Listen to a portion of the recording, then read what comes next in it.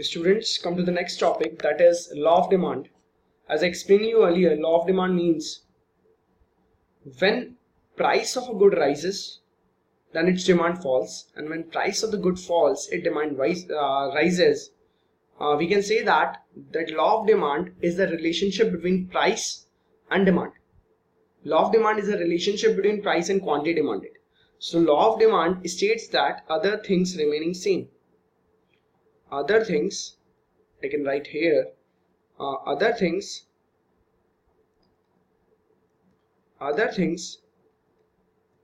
remaining constant. What are the other things? Okay, we are going to explain in the next slide. First, you have to consider that when price of good rises, demand falls, and vice versa.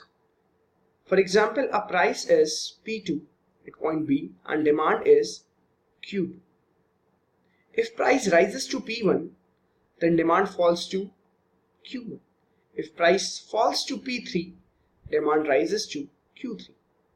Other things remaining same. What are the other things?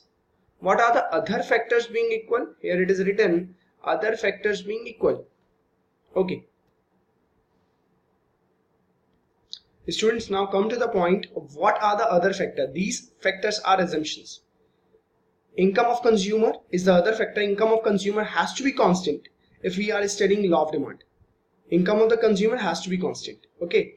Now, change in a consumer preferences and taste. Taste of the consumer must be constant. If we are studying law of demand, then these all factors must be same. There can be no change. Otherwise, the law of demand, the law for the demand will not be applicable. No change in taste and fashion. No change in price of related products. Related products means substitute, as we explained earlier, and complementary goods. No change in the population of a country. No change in the government policies. No change in the weather conditions. Weather condition means seasons.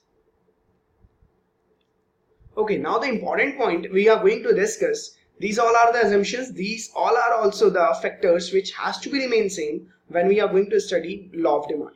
Now come to the point, exceptions. What are exceptions of law of demand? This is very important from the examination point of view. What is exception? What are exceptions? First is given goods and inferior goods. I am explaining you given goods.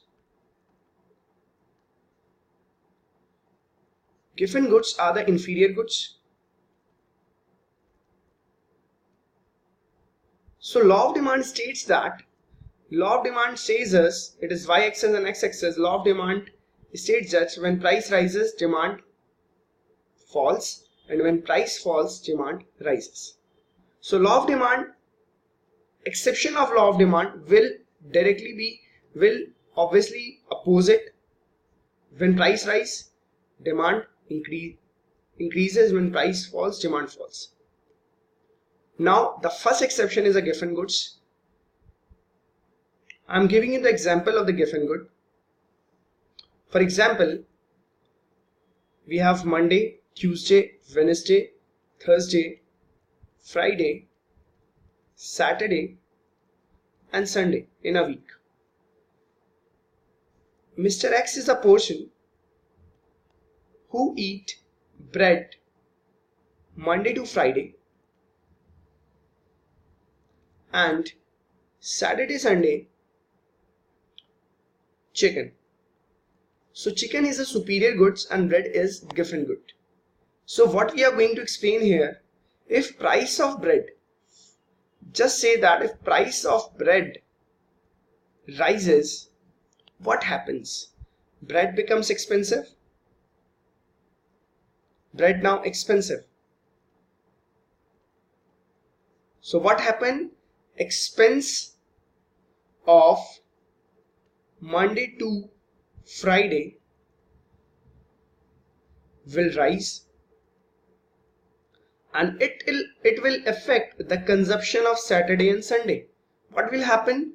We have already make our expenses higher in Monday to Friday schedule. So when price of bread rises by 5, then our expenditure increases by 5, 5, 5, 5, 5. It means for 20 rupees in a week for Monday to Friday. So our 20 rupees has already gone.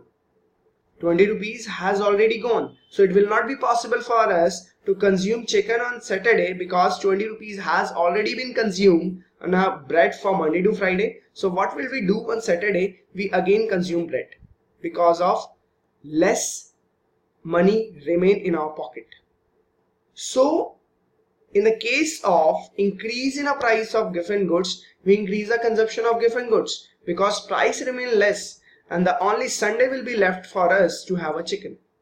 So what we are studying here, exception of law of demand.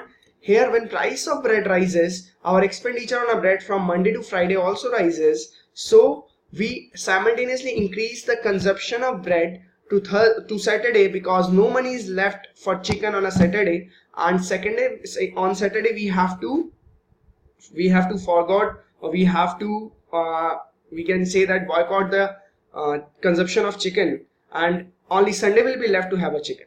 So it is a Giffen paradox. It is also known as Giffen paradox. This theory is also known as Giffen paradox. Giffen paradox states you when a price of the given goods rises, then demand for the given goods also rises, because the consumption on a given goods has rise, which increase your expenses, and eventually you have to consume more given goods. Now come to the next exemptions, that is Veblen goods. Veblen goods are the prestigious goods.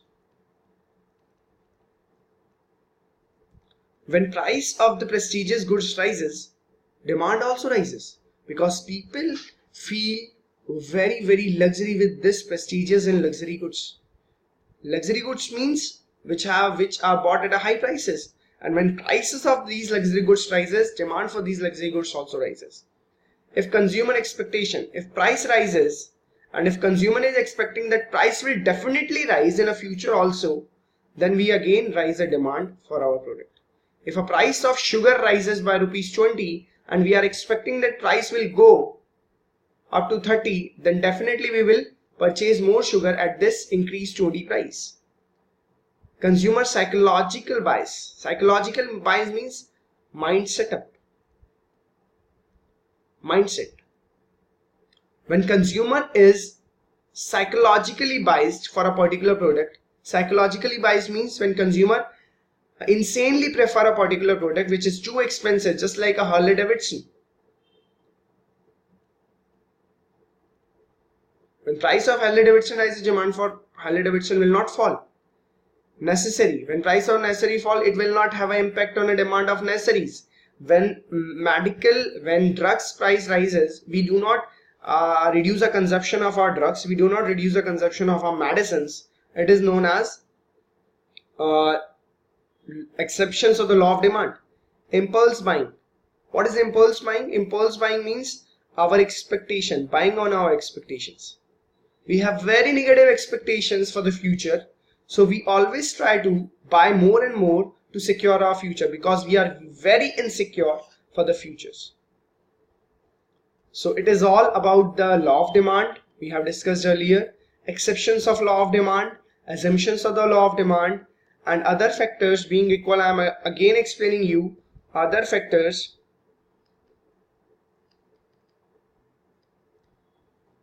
being equal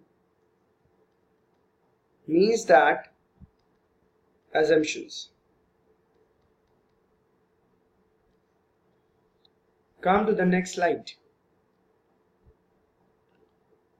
What I am going to explain you now,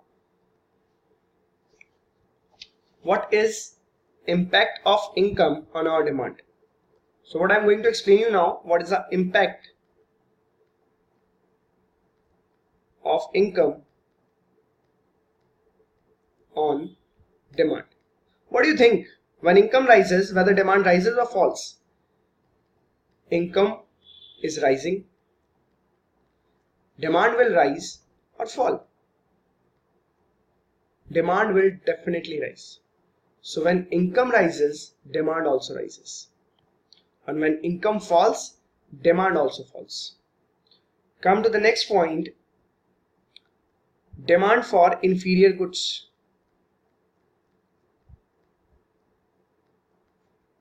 When income rises, demand for inferior goods falls, and vice versa. Just tell me, friend, when your income rises, whether you are going to consume dalda ghee or local products or local manufactured products or low quality products, you will stop the consumption of the local products. So when your income rises, you always demand good products, and the demand for the inferior goods falls, and vice versa. Now come to the point, what is cross demand?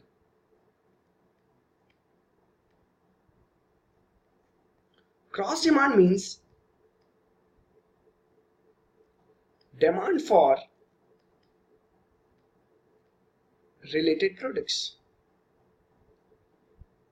What are related products? Related products are your substitute goods and complementary goods. As I explained you earlier, substitute goods are the goods which are used in a place of one another, like tea and coffee, and complementary goods are the goods which are used jointly, like ink and ink pen. Now we are going to explain this substitute goods and the cross demand of these substitute goods and the complementary goods with the help of diagram. Guys, let's come to the diagram of the cross demand. In cross demand we are going to discuss a diagram for substitute goods. As we discussed that when price of one substitute rises, demand for the other substitute also rises. For example, if price of tea rises, demand for coffee also rises. So here's a diagram which explain you that here it is shown a price of tea, and here it is shown demand for coffee. So I am going to explain you that when price of tea is this P1, then demand for coffee is Q1. When price of tea rises, demand for coffee also rises. When price of tea rises by P2, then demand for coffee also rises by Q2. So it is a diagram for substitute goods, and oppositely the diagram for the complementary goods.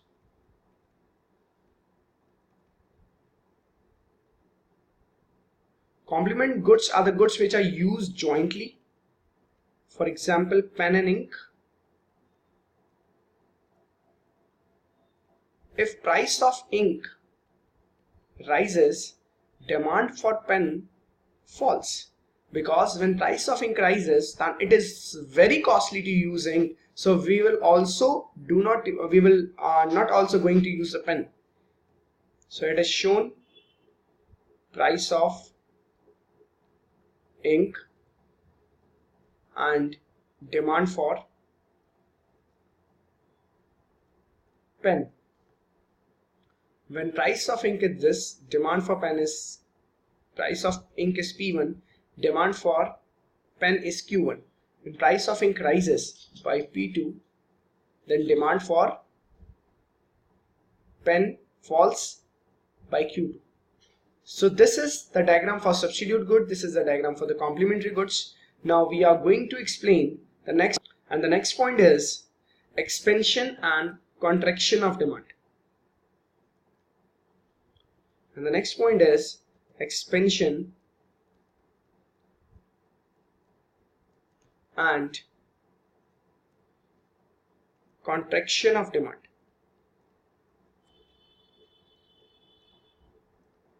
Here we will use the same diagram as we have used in law of demand, that is x-axis and y-axis. This is y-axis, this is x-axis. Here it is prices are shown and here quantity demanded is shown. Demand curve is downward sloping, dd, original price is P, and at this price quantity demanded is Q. When price rises, demand falls. So when price rises and demand goes back, it is known as contraction of demand, because demand is falling. And on the other side,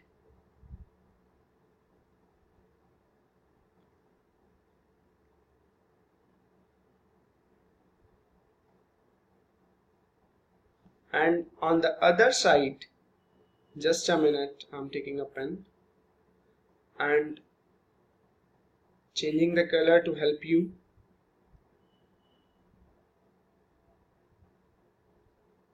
And on the other side, if price, it is price P1 and quantity demanded fall by Q1. When price falls, then quantity demanded rises. Price falls to P2, quantity demanded rises to Q2. When quantity demanded rises, it is known as expansion of demand. So we can say that fall in the demand